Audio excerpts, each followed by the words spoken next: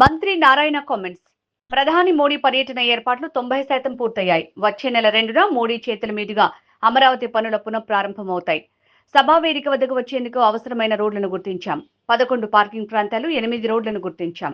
కేవలం 58 రోజుల్లో 34,000 ఎకరాల భూమిని రైతులు ప్రభుత్వానికి ఇచ్చారు. ప్రధాని సభ వద్ద రైతులను గౌరవించాలని సీఎం చెప్పారు. 8 రోడ్లను పోలీస్ డిపార్ట్మెంట్ వాళ్ళు ఐడెంటిఫై చేశారు. దాంట్లో అక్కడక్కడ కొద్దిగా బాటిల్ నెక్స్ ఉంటే వాటిలన్నింటినీ క్లియర్ చేయమని నిన్న చెప్పడం జరిగింది. దానికి అధికారులకు ఆదేశం ఇచ్చాం. వాళ్ళు ఆల్మోస్ట్ ఆ వర్క్ కూడా 70% చేశారు. ఈరోజు ఈవినింగ్కి ఆ వర్క్ కంప్లీట్ చేయడం జరుగుతుంది. అదేవిధంగా పార్కింగ్ ప్లేసులు కూడా ఒక 11 ప్లేస్లు ఐడెంటిఫై చేశారు. నిన్న ముఖ్యమంత్రి గారు రివ్యూ చేస్తూ ఆ 11 ప్లేసులు పార్కింగ్ ప్లేసులు ఏదైతే ఉన్నాయో వాటిని అవసరమైతే కొన్ని పెంచమన్నారు. దాని విషయమే డిస్కస్ చేయడం కోసం ఈరోజు పోలీస్ డిపార్ట్మెంట్ వాళ్ళు, కలెక్టర్ గారు అందరూ రావటం జరిగింది. ఏదైతే అమరావతి రాజధాని కోసంగా 2015 జనవరి 1 నోటిఫికేషన్ ఇచ్చాం ల్యాండ్ పుల్లింగ్కి.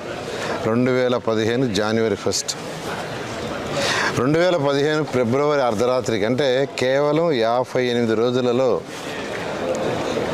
ఒక్కటంటే ఒక లిటికేషన్ లాగా 34,000 ఎకరాలని రైతులు ఇచ్చారు. 29,000 మంది రైతులు. అందుకని ముఖ్యమంత్రి గారు ఒకటి చెప్పారు, వారిని గౌరవించాలి మనం. కాబట్టి మీరు వేసే డయాస్లో ఒక డయాస్ మీద కొంతమంది రైతులను కూర్చొని పెట్టమంటే ఇక్కడ 3 డయాస్లు వేస్తున్నాం. ఒకటి మెయిన్ డయాసు, ఒకటి వచ్చి విఐపీల కోసంగా, మరొక డయాసు కల్చరల్ మరియు రైతుల కోసం. ఆ డయాస్ మీద ఒక 30 మంది రైతులను అధికారులు ఐడెంటిఫై చేస్తున్నారు. వాళ్ళని కూర్చొని పెట్టడం జరుగుతుంది. ఎందుకంటే గత 5 సంవత్సరాలు వాళ్ళు చాలా సఫర్ అయ్యారు.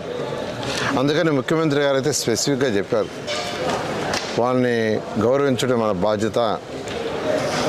అందువల్ల మీరు వేసే డయాస్లో ఒక డయాస్ మీద కూర్చొని పెట్టమంటే ఆ విధంగా ఏర్పాటు చేస్తారు. అవి కూడా దాదాపు డయాస్లు కూడా పూర్తిగా వచ్చినాయి. ప్రత్యేకంగా సన్మానించుకోవాలంటే అంటే ఇది ప్రధాని ప్రోగ్రాం కాబట్టి సెక్యూరిటీ యాంగిల్లో ముఖ్యమంత్రి గారు అయితే ప్లాన్ చేశారు.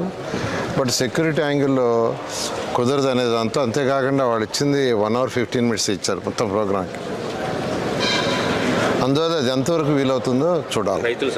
అది రైతులదే. అంటే యాక్చువల్గా డయాస్ మీద సన్మానించడానికి, ఎవరైనా పిలవటానికి సెక్యూరిటీ యాంగిల్లో ఇబ్బందులు ఉంటాయని చెప్పడం జరిగింది. అండ్ ముఖ్యమంత్రి గారు అయితే వాళ్ళ కనీసం ఒక 3-4 ఇన్వైట్ చేయాలనుకున్నారు, ప్లాన్ చేశారు. అయితే సెక్యూరిటీ యాంగిల్లో కుదురుతుందో లేదో అది చూడాలి. అది సెక్యూరిటీ వాళ్ళు అక్కడి నుంచి మనకు పర్మిషన్ ఇవ్వాలి. సార్, ఇప్పుడు పక్క రాష్ట్రాల నుంచి కానీ విదేశాల నుంచి ఎవరైనా ఇన్వైట్ చేశారు సార్? ఇన్విటేషన్ చేయాలనేది యాక్చువల్గా ఇవాళ మీటింగ్ ఉంది. ఆ మీటింగ్లో ఫైనల్ అవుతుంది. ఓకే. పూర్తి కాకుండా మళ్ళీ దశలో మరో 44,000 ఎకరాలు తీసుకోవాలనే దాని మీద రైతుల్లో కొన్ని రకాల భయాలు, ఆందోళన. దానికి ఏం సార్ అంత రైతులు అసలు ఎవరికి భయం అవసరం లేదండి. రాజధాని అమరావతి ఏదైతే ఈరోజు వర్క్ చేస్తున్నావు దాని మీద భూముల విలువ పెరిగినాయి. పెరిగిన భూముల విలువ నిలవాలంటే, ఫర్దర్గా పెరగాలంటే ఇక్కడ ఎకనామిక్ యాక్టివిటీ జరగాల. అంటే ప్రజలు ఉండాలి. ప్రజలు లేకుండా ఉంటే ఆ విలువ పడిపోతుంది. సో ఎకనామిక్ యాక్టివిటీ జరగాలంటే ఖచ్చితంగా స్మార్ట్ ఇండస్ట్రీస్ రావాలి. స్మార్ట్ ఇండస్ట్రీస్ రావాలంటే కొంత ల్యాండ్ కావాలి.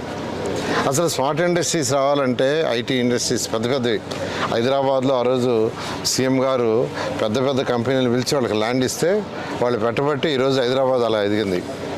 అలా ఈ అమరావతి క్యాపిటల్ సిటీ కూడా ఎదగాలంటే ఇక్కడ పెద్ద కంపెనీలు, స్మార్ట్ ఇండస్ట్రీస్ రావాలి.